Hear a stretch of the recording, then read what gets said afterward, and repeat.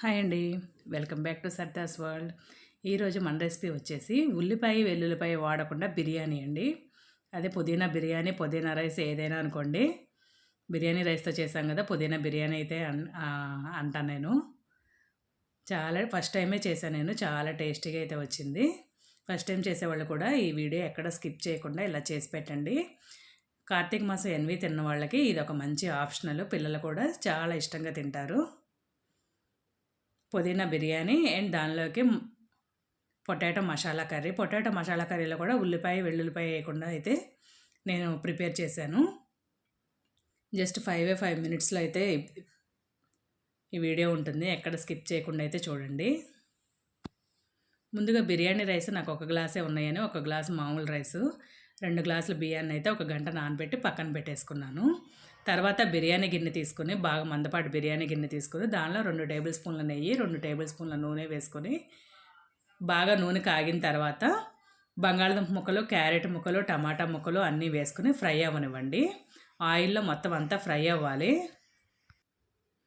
ఆయిల్లో అంతా ఫ్రై అయిన తర్వాత ఈ పీసులన్నీ మసాలా దినుసులు మన దగ్గర ఏవైతే అవైలబుల్ ఉన్నాయో అవి ఒక్కొక్కటి వేసుకోండి. ముందుగా బిర్యానీ ఆకులు, తర్వాత ఇలా హోల్ గరం మసాలా, 4 లవంగాలు, 4 మిరియాలు, 2 ఇంచులు దాల్చిన చెక్క, ఒక స్టార్ పువ్వు, జాజికాయ ఉంటుంది కదా, అదైతే నేను కొంచెం పగలగొట్టి సగం ముక్క అయితే వేశాను.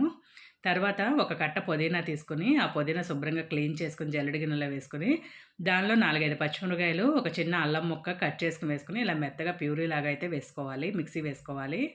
వేసుకున్న తర్వాత ఈ ఫ్రై అయిన ముక్కల్లో ఈ పేస్ట్ మొత్తం వేసుకుని బాగా ఫ్రై అవనివ్వండి. ఫ్రై అయిన తర్వాత కొద్దిగా టేస్ట్కి తగినంత ఉప్పు, కొంచెం పసుపు మొత్తం అంతా వేసుకుని పచ్చివాసన పోయేదాకా 5 మినిట్స్ సిమ్లో పెట్టి ఫ్రై అవనివ్వండి. హైలో పెట్టినా మీడియంలో పెట్టినా ఇదైతే మాడిపోతుంది, జాగ్రత్త. తర్వాత మనం పక్కన పెట్టుకున్న 2 గ్లాసుల బియ్యాన్ని అయితే వేసుకోవాలి. బియ్యాన్ని వేసుకుని ఈ బియ్యాన్ని కూడా మసాలా, ఉప్పు, పసుపు అన్నీ పట్టేలాగా మొత్తం అంతా కలుపుకోండి. కలుపుకుని ఫ్రై అవ్వనివ్వండి. ఫ్రై అయితే ఇందాకైతే యాలకు మర్చిపోయాను నేను, యాలకైతే వేశాను. మొత్తం అంతా కలిసిన తర్వాత అడుగంటకుండా తిప్పుకుంటూ ఉండండి. 5 మినిట్స్ వేగిన తర్వాత ఒక గ్లాసుకి గ్లాసున్నర వాటర్ అయితే పోసాను నేను. 2 గ్లాసులు రైస్ కదా తీసుకుంది, 3 గ్లాసుల వాటర్ అయితే పోసాను. 3 గ్లాసుల వాటర్ పోసి మొత్తం ఇలా కలుపుకోండి. కింద నుంచి మొత్తం అంతా కలపండి. కలిపిన తర్వాత ఒక 50% ఉడికిన తర్వాత కొద్దిగా కొత్తిమీర, కొంచెం కరివేపాకు వేసి స్లోగా అలా గరిటెతో తిప్పుకోండి.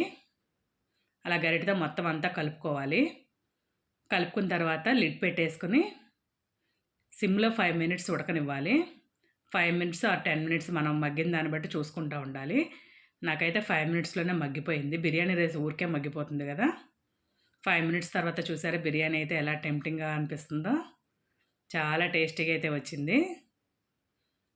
ఇలా కొద్దిగా చల్లారిన తర్వాత ఎప్పుడైనా బిర్యానీ కనుక మనం అలా పక్కన పెట్టేసుకొని జస్ట్ ఒక 10 మినిట్స్ ఆగితే మనకి పొడి పొడి ఆడుతూ వస్తుంది. అలా వేడిగా తెస్తే కొంచెం శుద్ధలాగా అనిపిస్తుంది. తర్వాత ఇప్పుడు బంగాళదుంప మసాలా కర్రీ అయితే చూద్దాము. స్టవ్ ఆన్ చేసుకుని కళాయి తీసుకుని దానిలో 2 టేబుల్ స్పూన్లు ఆయిల్ వేసుకోవాలి. దానిలోనే బంగాళదుంప ముక్కలు, కొంచెం పచ్చిమిరపకాయలు కారానికి తగినట్టు వేసుకుని ఫ్రై అవ్వనివ్వండి. ఫ్రై అయిన తర్వాత రుచికి తగినంత ఉప్పు, కొంచెం పసుపు వేసుకుని మొత్తం అంతా కలుపుకోవాలి.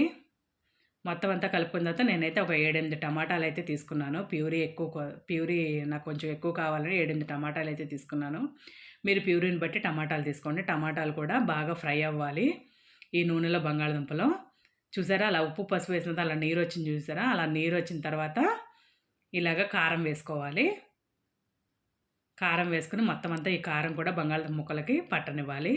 తర్వాత ఇంకో స్టవ్ ఆన్ చేసి కళాయి పెట్టుకుని 2 టేబుల్ స్పూన్ల వేరుశనగ గుళ్ళు, చిన్న ఎండు కొబ్బరి ముక్క, కొంచెం ధనియాలు, 2 ఇంచులు దాల్చిన చెక్క, 4-5 లవంగాలు, కొంచెం మిరియాలు అన్నీ వేసుకుని అలాగా ఫ్రై అవ్వనివ్వండి. మొత్తం అంతా ఫ్రై అయిన తర్వాత స్టవ్ ఆఫ్ చేశాక మాత్రమే నువ్వులు వేయండి. నువ్వులు ఊరికే వేగిపోతాయి. మిక్సీలో వేసుకునేటప్పుడు 4-5 జీడిపప్పులు వేసుకుని ఒక గ్లాసు వాటర్ పోసుకొని దానికి తగినంతగా మొత్తం అలా పేస్ట్ లాగా వేసుకోవాలి. వేసుకున్న తర్వాత ఈలోపు బంగాళదుంపలు చూసారా అలా ఆయిల్ పైకి తేలింది. ఆయిల్ పైకి తేలిన తర్వాత ఈ పేస్ట్ మొత్తం దానిలో వేసుకుని కలిపేసుకోండి. మొత్తం అంతా కలిపి ఒక 5 నిమిషాలు వేగిన తర్వాత అలా ఉడుకుతుంది చూసారా. అలా ఉడుకుతున్నప్పుడు ఒక గ్లాసు వాటర్ పోసుకోండి. వాటర్ పోసి అది కూడా బాగా ఉడకబట్టిన తర్వాత దగ్గరికి వచ్చిన తర్వాత కొంచెం కొత్తిమీర, కొద్దిగా కరివేపాకు వేసుకుని స్టవ్ ఆఫ్ చేసేసి సర్వ్ చేసుకోవటమే. రైస్‌లోకి, రోటీలోకి, బిర్యానీలోకి చాలా టేస్టీగా ఉంటుంది. వీడియో నచ్చితే లైక్ చేయండి. మరిన్ని వీడియోల కోసం సత్యాస్ వరల్డ్ అయితే సబ్స్క్రైబ్ చేసుకోండి. Thanks for watching.